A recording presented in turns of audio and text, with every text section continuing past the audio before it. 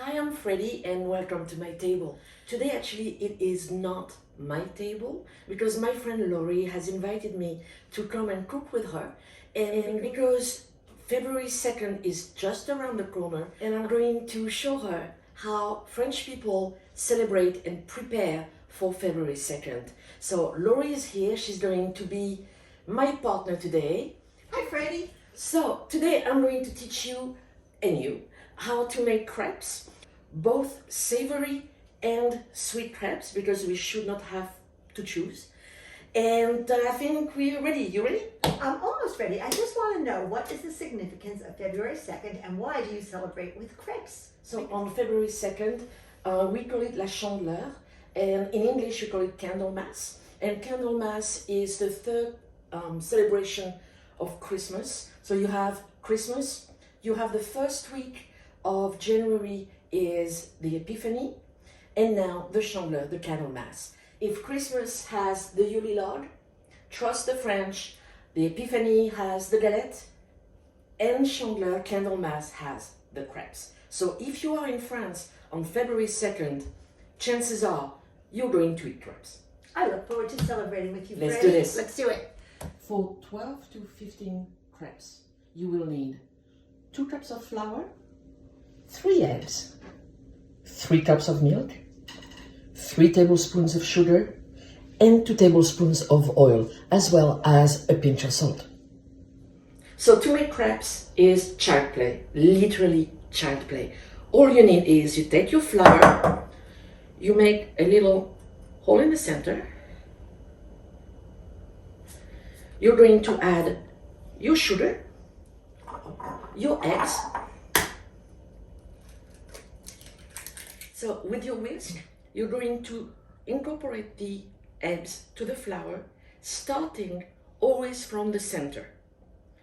The reason is that if you add all the flour right away, you're going to have lumps.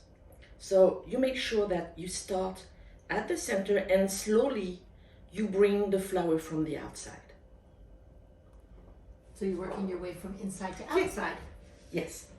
So as you see, you're now getting a mixture that is a little bit thick. Mm-hmm. So you're going to take the milk and slowly you add bit by bit let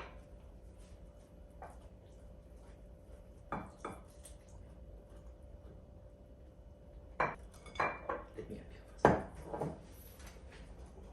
As you can see, there's no lumps. Mm-hmm.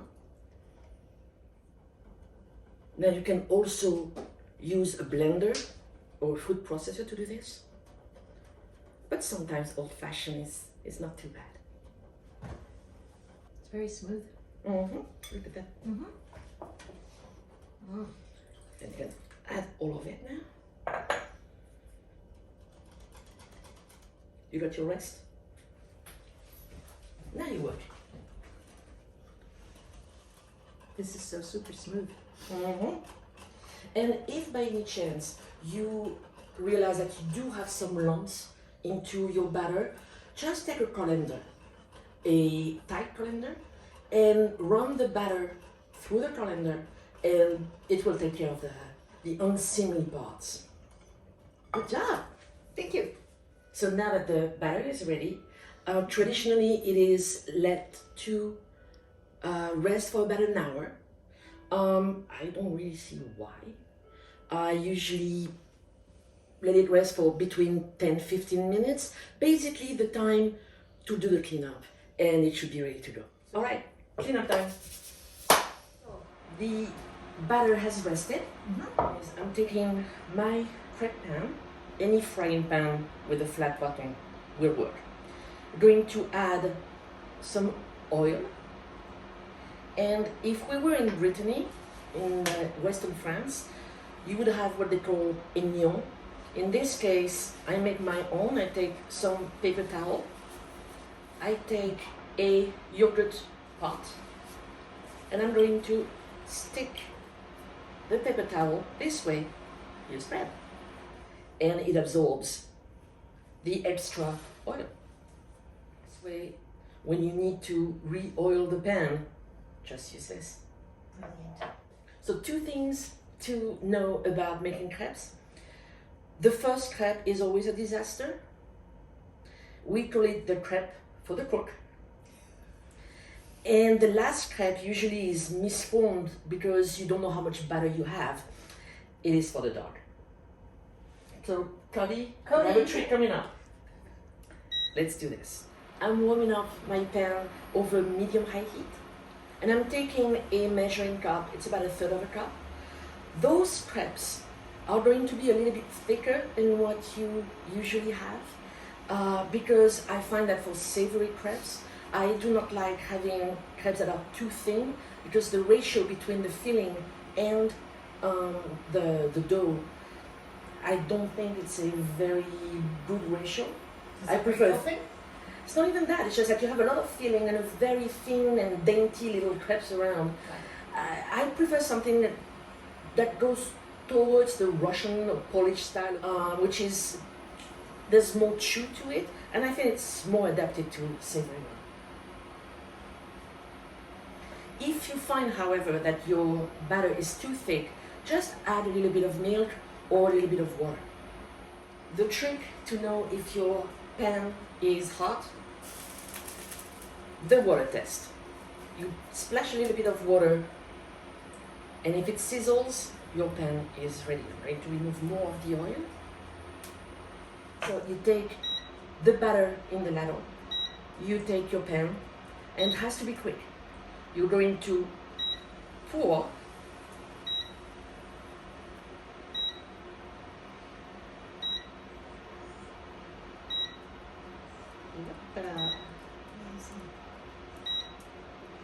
And the batter is evenly distributed. It's Yeah. great.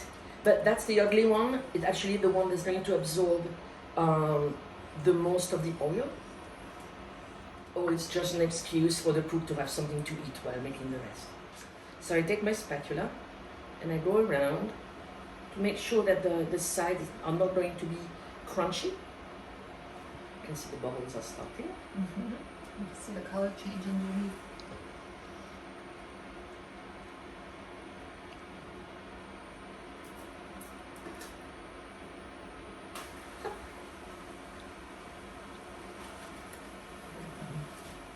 So now, if there's some French people watching this, they're going to poo-poo me because I'm not making them fly.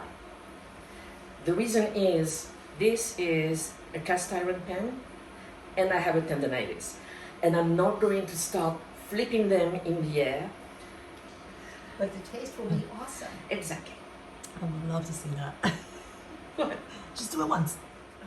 There's actually a tradition in France during the Chandeleur, is that the cook in the olden times, the cook would take a gold coin in the hand, tighten it, and with the other hand would have to flip the crepe, and it was a sign of wealth to come. Awesome. It never worked for me. No. Mm-mm. Here you go.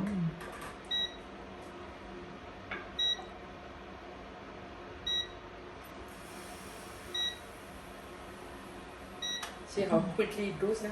Mm-hmm. You never add more oil again, that's it? I'm going to add oil if I feel that it's starting to stick, Try. but otherwise, No.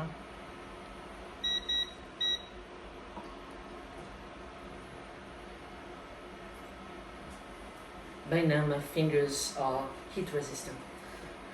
My kid calls it mommy fingers. Mommy fingers? Yeah. Whoa! Wow! That was great. Lori, you ready? And you gotta flip it, Lori. You gotta flip it.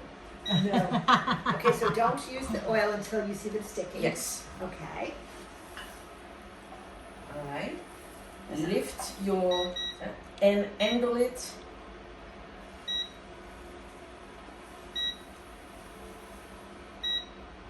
You're nearly there? You're nearly there? Oh. You know what? We'll cheat. That's it. I'll take every cheat I can take. Okay. Look at you, you're making crepes. Be happy when I'm eating crepes. Now, what we're going to do today are different types of crepes. Savory one will be the kids' favorite and the big kids' favorite too, which is ham and cheese.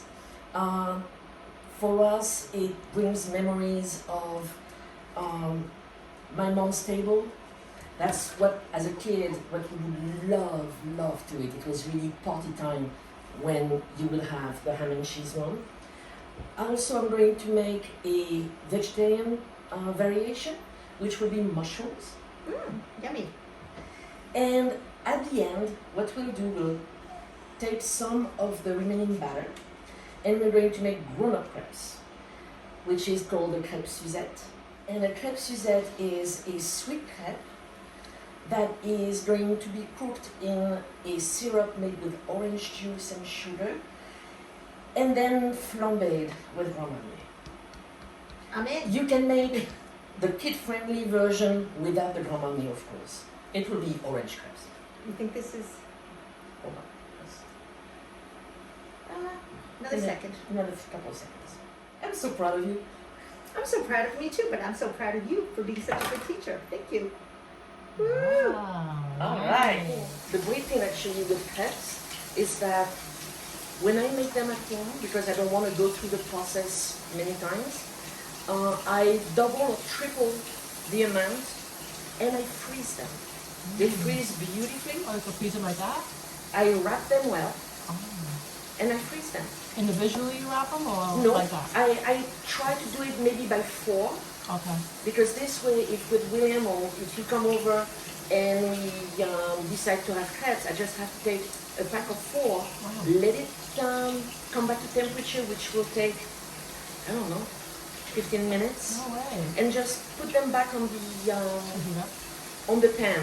Oh. So if you tell me you have them in your freezer, I will be coming over. Yeah, I didn't know that. That's Yeah. great. And actually, you can also freeze them when they're already filled. Ah.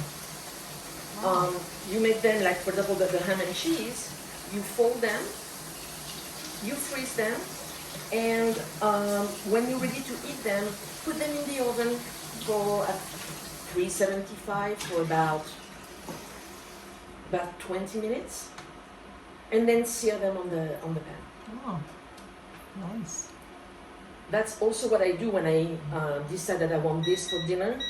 I prepare the crepes and the filling and I put them together in the morning or even the day before. Put them in the fridge That's awesome. and then in the oven until the inside is warm, and then you crisp them on the pan. Yeah. Oh, nice.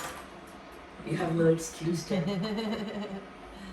So I have now 8 savory crepes, and I'm going to use the remainder of the batter to make the sweet one. So I'm just going to use some vanilla extract.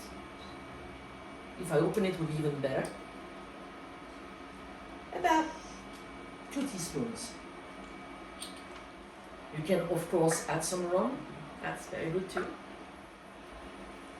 As you can see, I did not use any more oil for the batch of crepes that I've made.